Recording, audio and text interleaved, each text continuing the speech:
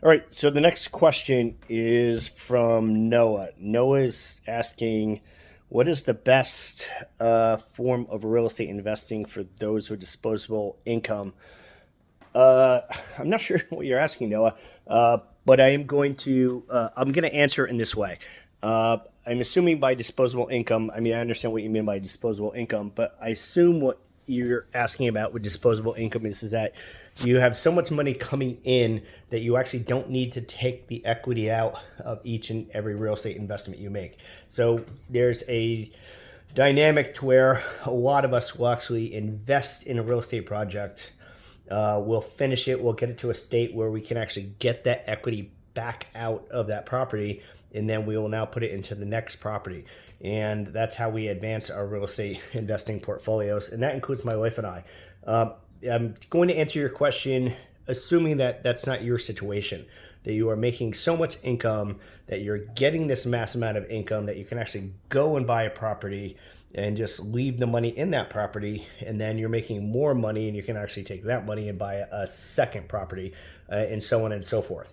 So that's a really interesting question. So if I just had a massive amount of money given to me, say I had a huge inheritance, or I won the lottery and I wanted to invest it in real estate, would be an excellent place for you to put that money into. I would actually invest in condominiums. And here's the reason for why. So condominiums are really a unique real estate investing mechanism, and it doesn't work for most people, but it would probably work for someone with disposable income, someone who doesn't need to get that equity back out. So there are certain condominium buildings, especially here in Philadelphia, where the building has too large of a percentage of rental units. When we get too large of a percentage of rental units, lenders will no longer lend on these properties.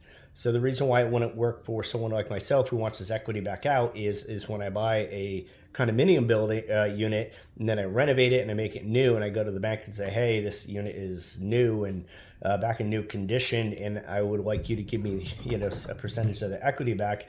They probably won't do it because, again, most lenders are hesitant to lend on condominium units that have too high of a percentage of rental units in it.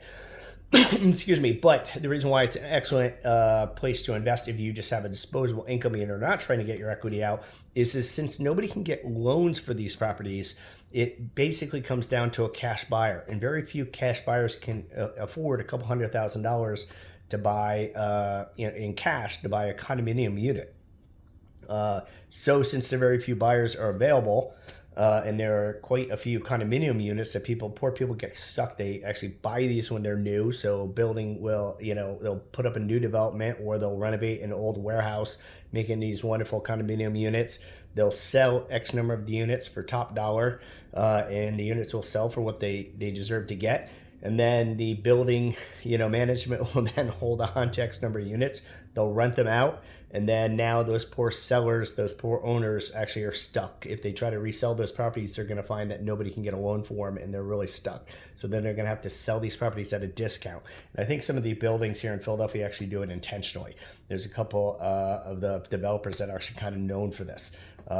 Why? Because they basically are now, they can turn to you, the poor seller, who they sold your unit for top dollar, and they can say, hey, we'll buy your unit. We're the only cash buyer who actually can do so, and they're going to now get the unit for pennies on the dollar. So the pennies on the dollar is the really interesting part about this, in how I'm answering your question, is that you could basically buy a condominium unit for pennies on the dollar. What you're actually getting, though, is the unit will still rent for what it deserves to rent for. So if it's a beautiful condo unit, it's going to rent for that value. If it's just a so-so condo unit, it's still going to rent for that value. It's not going to rent at a discounted amount like it's going to sell for, because, again, you don't need a cash buyer. You just need a tenant willing to pay. And then the expenses go way down because you're really only responsible typically for what's within a couple inches of your walls within the unit. So you're actually kind of getting lower maintenance. You're still getting maintenance. You still have to typically replace hot water heaters and broken faucets and broken tubs, but you're not having to really replace, roofs or windows, anything along the lines of that. I mean, I would just be very careful to check the property reserves with the 3407 certificate, which is something you would see before you typically buy a condominium, and you just want to make sure that the reserves are there, that eventually the roof will need to be replaced. And the building should know that. The management should know that. Eventually the windows will need to be replaced, and the management should know that.